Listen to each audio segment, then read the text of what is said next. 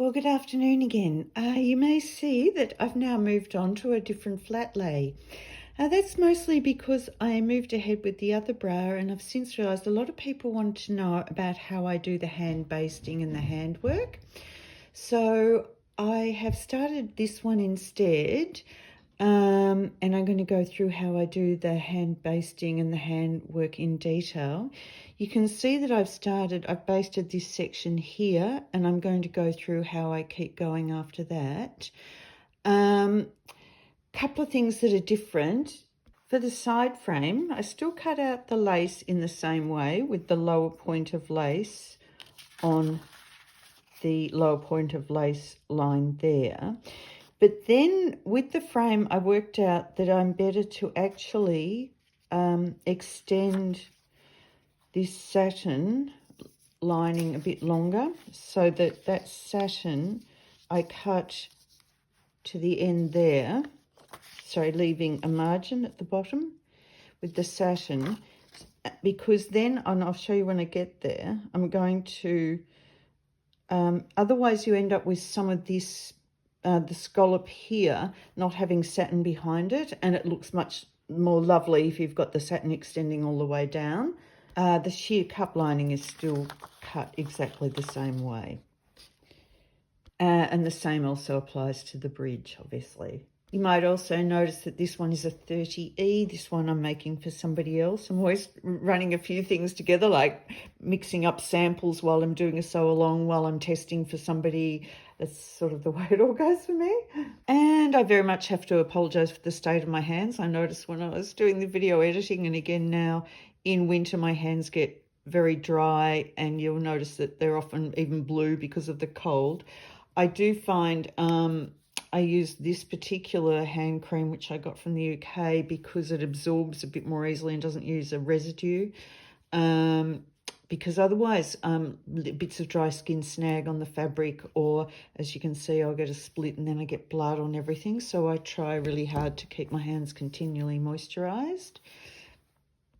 So I want to actually keep the sheer effect of this upper cup and the power bar. In particular, I've got a little bit of blue coming behind because I'm trying to coordinate the colours here, and I haven't got any red, so I'm trying to actually bring red findings. So I'm trying to bring through some of the yellow and some of the blue in here from this gorgeous lace from Emerald Erin. So those upper cup pieces and the power bar pieces, I'm only going to have one layer of sheer cup lining behind, which will get coordinated later. So I'm putting those aside, and it's then these pieces that are going to get hand basted. I'm actually going to move the whole flat lay over and just bring through the pieces I'm working on now. So I'm just going to talk a little bit about hand sewing and how I baste. I was actually surprised because I've been doing this hand sewing for so long, I didn't realise other people, it's not something they're familiar with. So I apologise that I also have probably picked up some very bad habits that I've been working on slowly over the years, but this is the way I baste at the moment.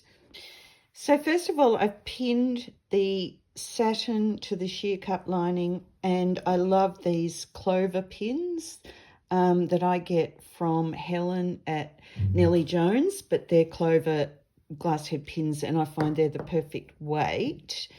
I've pinned that. I'm using a standard Gutermann polyester thread, and I'm going to hand baste within the seam allowance, so I don't need to pull that out later. But I have chosen a colour matching thread anyway. Now, as far as needles go, for silk, it depends. The main thing is you want to make sure your needle's sharp, but I will tend to use these betweens or quilting needles for silk because they're a lot finer, but they're very hard to thread the needle. For general hand basting, I'll use what's called a sharps needle, a size 8, but they're a little bit thicker. Not too bad if you make sure you use a new one and it's sharp, not blunt. I just thought too, while I'm here, I'd mention a few other things. With silk, you might notice I hadn't ironed always. That's because I tend to with these smaller pieces, I work through when I'm sewing. But the main thing is to iron on the back of the material and not to use steam. Otherwise, it just doesn't work well with the iron. And the other thing is, just in case I haven't mentioned it anywhere else, with silk, best to very, very, very important to use a silk wash, because otherwise you'll do all this beautiful work and it will just disintegrate and in the wash. So you hand wash with a silk wash. And again, I've used this hand cream and allowed it to absorb in, just because otherwise my hands get so rough in winter, and you can see the splits already. But if otherwise I get these, it catches on the rough areas of my skin. So I've threaded up a betweens needle here. As I said, if you had a sharps needle, that would be fine. And certainly if it wasn't silk, you'll be fine with the sharps needle. I'm just showing how I do a knot, because I've heard some people didn't know this one. I'm pretty sure I learnt this when I was doing smocking, and it's called a smocker's knot. So you can see I'm holding the thread there. I'm twisting that around 3 times, gripping the end there, twisting that back and pulling through, and that creates a lovely little knot. I'm then picking up here. Now, and what I'm going to be trying to do is go at about, and it's harder to do when I'm trying to do it under the camera, but about 5 mils in. So the seam allowance is 6 mils. So if I go 5 mil, then it's inside the seam allowance and I won't have to remove the basting. The reason I prefer hand basting is if I do machine basting, even with a narrow zigzag, I find it pulls and then I get puckerings. So all I'm doing is there, I've done a tiny little back stitch, come through. The reason I do the back stitch is to secure it, because I'm not going to pull out later. If I was going to be pulling out later, then I wouldn't do the back stitch, because it's harder to pull out later. So now I'm just doing a tiny little running stitch, which I'm doing within that 5 mil seam allowance. So I've just pulled that through.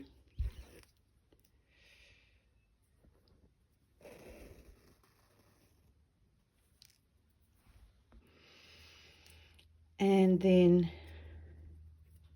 I do another little back stitch,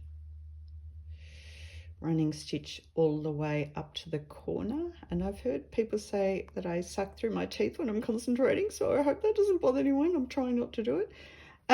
So I get up to the corner there.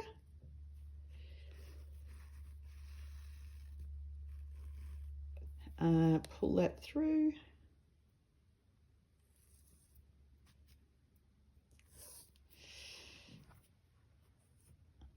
And then now I've got to that corner. Again, what I'm going to do is do a back stitch to secure that corner. This is another reason. See, I find if I do that by machine, it pulls at that corner particularly. And I also like, if you do it by a hand baster, you get a lot more movement. Hard to explain, but movement between the two pieces.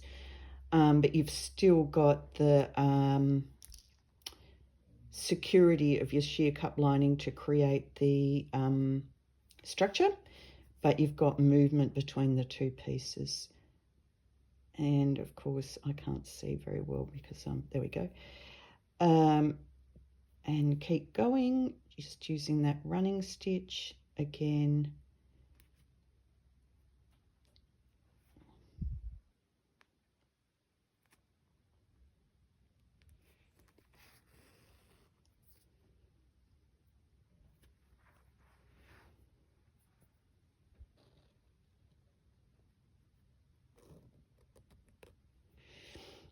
So I'm going to finish, I think you can see where I'm going with this. I'm going to keep going all around, and I'll come back when I'm finished this piece to show you what I'm going to do next.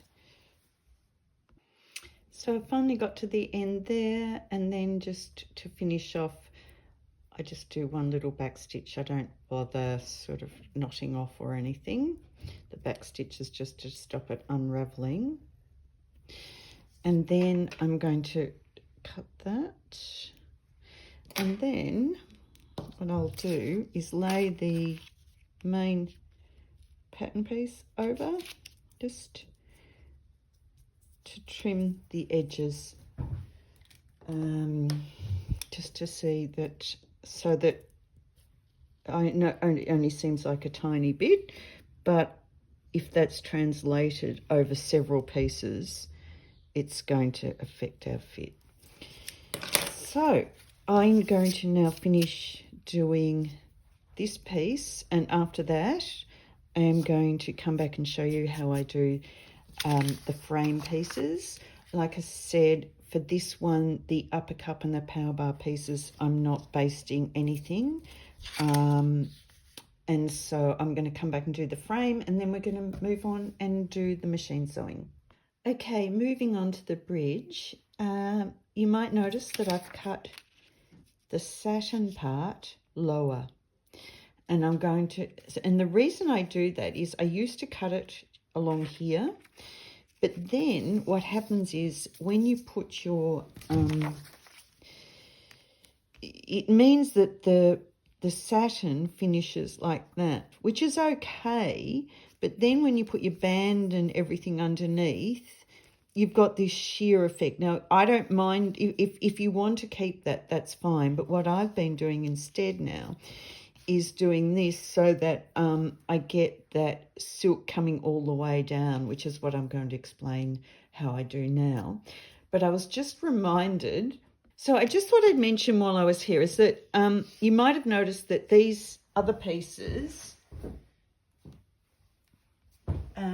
these pieces here are silk satin, but you can use any form of satin. Now, if you're using a pure silk satin without any stretch, one of the problems you get is when you get to this, there's a lot of tension on this seam here.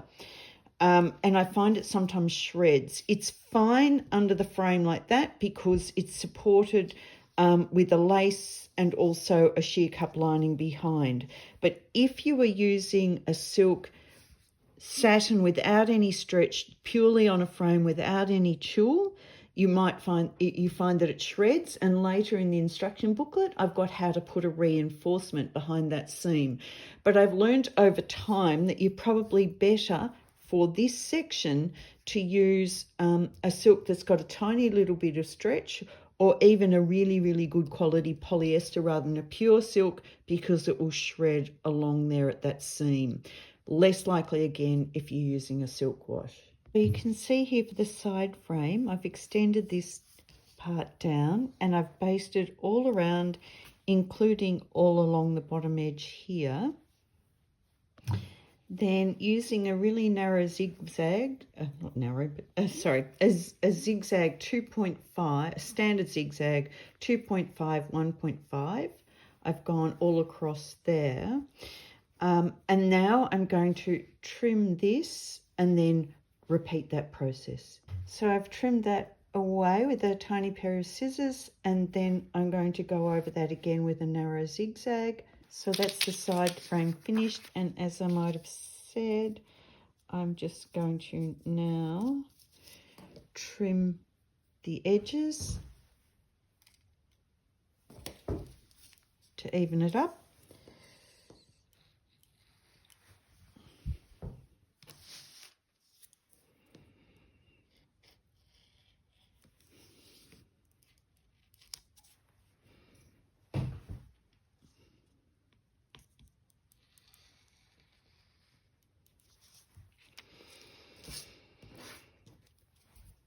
So that's the side frame done. I'll just move on to the other one. So in the pattern booklet, I've got how this is cut flush here, and I've hand basted to there and then done a double row of zigzag behind, which creates that effect. If you prefer to do that, that's fine. Just there's it depends which way you want to look at it. And that's certainly fine if you've got a narrower scallop like that. But I just thought with this one, with the wider scallop, I was going to do it this way. So really depends on the effect you're trying to get. This one was also a bit tricky because I'm trying to bring together a few colours, so that's why I've done it this way. The alternative would have been to have it coming behind that, like that, with the yellow showing through, and I just wasn't sure. Anyway, that's a couple of ways that you can do it. The other way is, of course, if you're just having the sheer cup lining behind without any satin, and that one finishes there, and that shows the lace edge beautifully, which in retrospect I wish I'd done with this bra, but I was trying to show you quite a few techniques with this sew along, so I'll come back to the other way. Just another tip as I'm going along, I've done that zigzag along there, but I meant to say one of the ways to stop, sometimes things, especially with fine fabrics, will get pulled down the needle plate. So if you pull the threads back, I never use the automatic thread cutter. I have the head threads hanging off the end like that, so I can use those to hold the fabric taut so that it doesn't fall under the needle plate. Hope that tip helps.